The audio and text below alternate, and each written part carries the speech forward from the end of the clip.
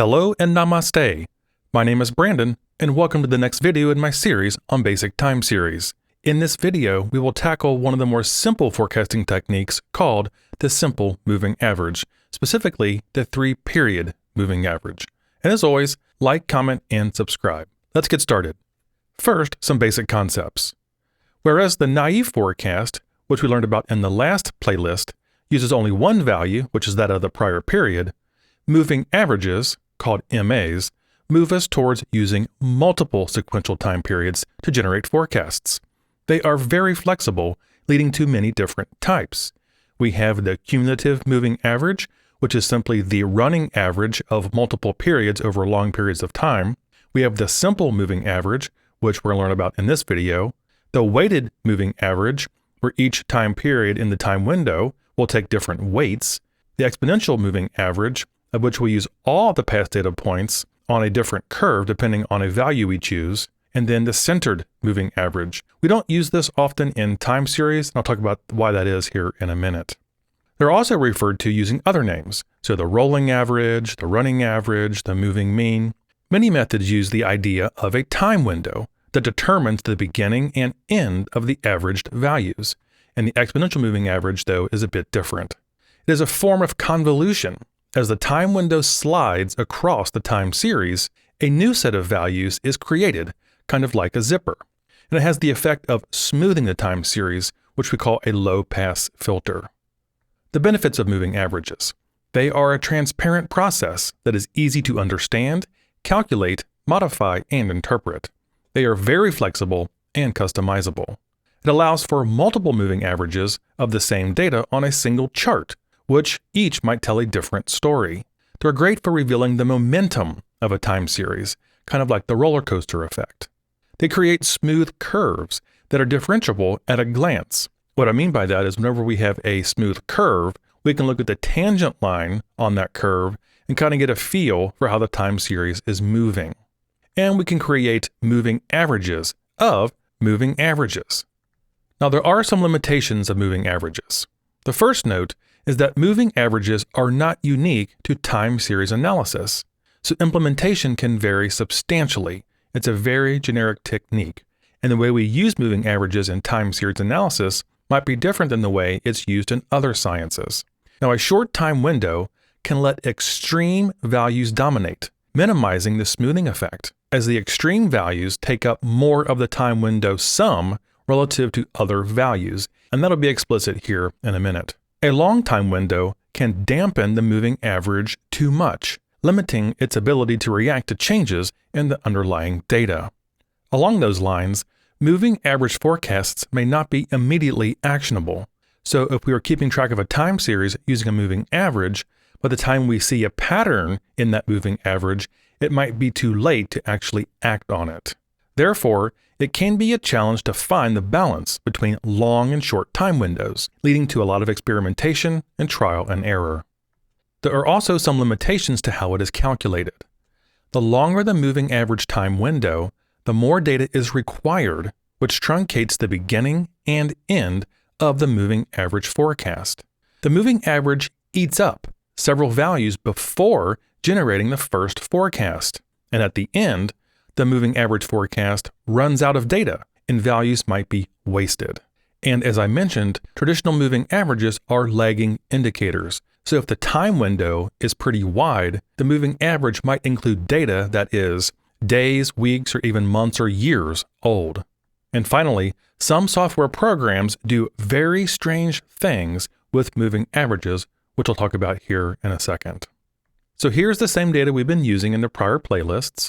This is the per capita GDP for the country of Nigeria from the year 2000 up to the year 2020. So here it is in US dollars. Here is a chart showing the GDP per capita over that time period. We can see that it has a steady trend upward up to the year 2015, and then a very slight decline from 2015 to 2020. Using this data, let's create a 3-period, in this case 3-year, moving average. Here is our data again. We can see that our time window is 3 years wide because we are doing a 3-period moving average forecast. So the time window is there in green. So therefore, to generate our first forecast value, we're going to use the GDP per capita from 2000, 2001, and 2002. And then that will go in the forecast for the year 2003. So we keep doing that process. We can see there in the green, our time window just slides down one time period. Now we are using the values from 2001, 2002, 2003 to create a forecast value for 2004. And we keep on doing that process down the data table. As I mentioned earlier, a quick warning about software. A generic moving average and a moving average for a time series forecast value are different. For example, if we're doing a 3-period moving average, some software programs want to put the 3MA at time equals 3 and not 4. So it might do something like this. Mathematically, there is nothing wrong with this. In certain circumstances, this might be what you're trying to do, but not in time series forecasting. So something like this might be appropriate. Let's say I am a restaurant owner and every night we close, say at 9 p.m.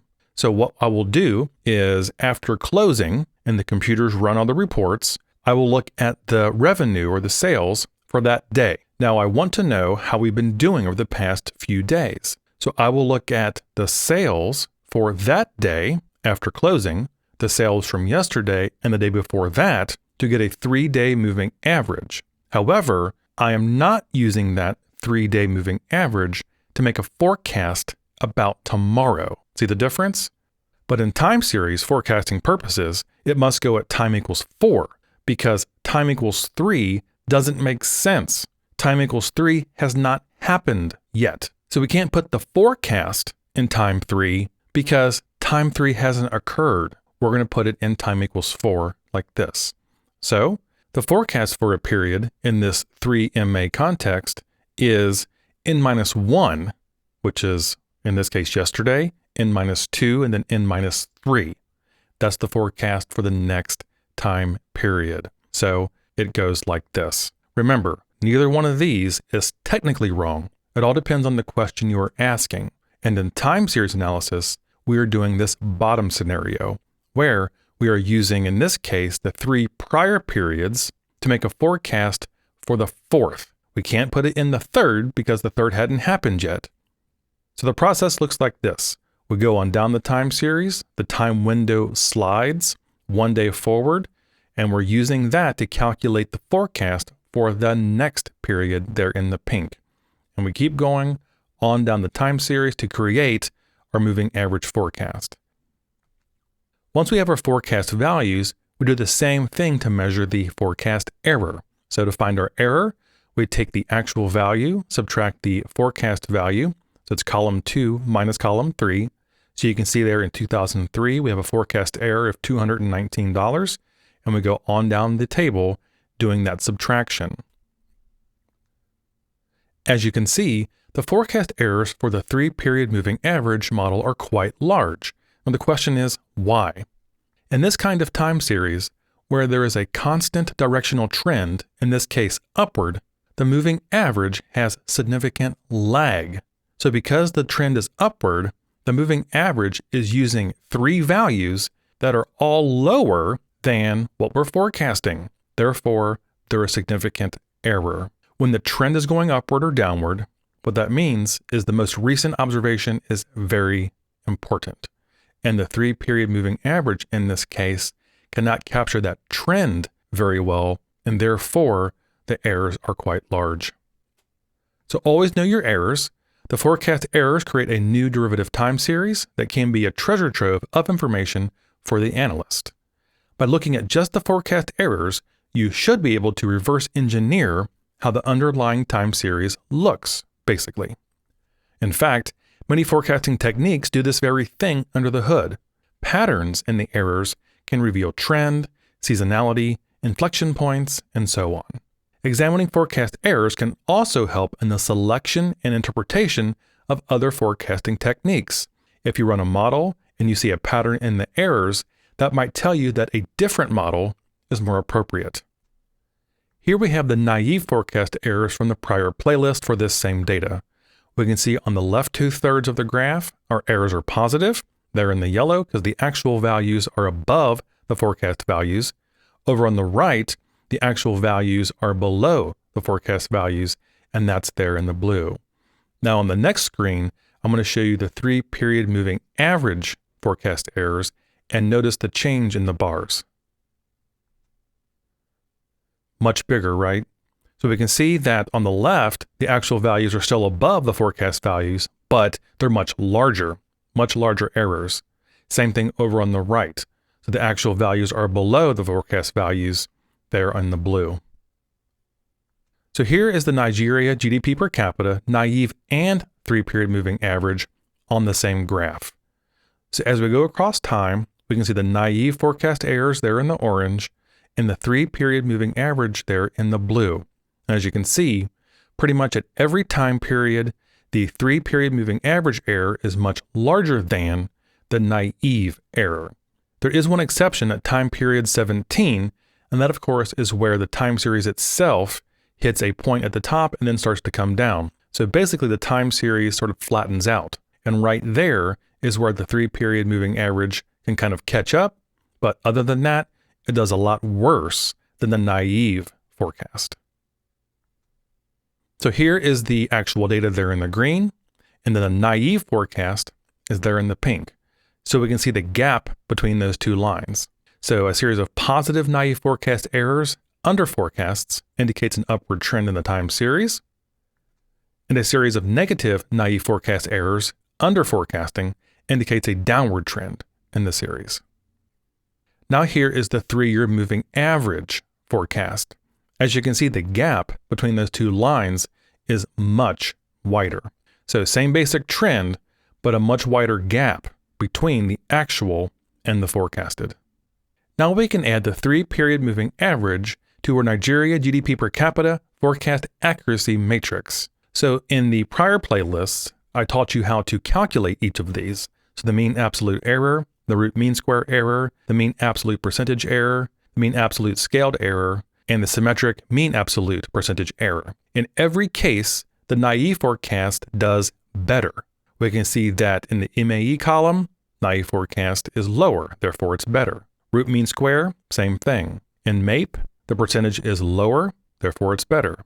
In the maze, we can see that for the naive forecast, it's 1 because the maze is a comparison of each forecasting method to the naive forecast. In that case, the naive forecast is the forecasting method, therefore it's comparing it to itself, therefore it's 1. Whereas the 3-period moving average is 1.9, so it is much worse. Were it below 1, it would be better than the naive forecast. And we can see for the symmetric mean absolute percentage error, same story. The naive forecast does better. If you want to know more about how to calculate each one of those, check out the prior playlist. All right, that wraps up this video on moving averages, the basics with the 3-period moving average. In closing, I hope you found this video helpful. If you did, please like, comment, and subscribe, and I'll see you again in the next video.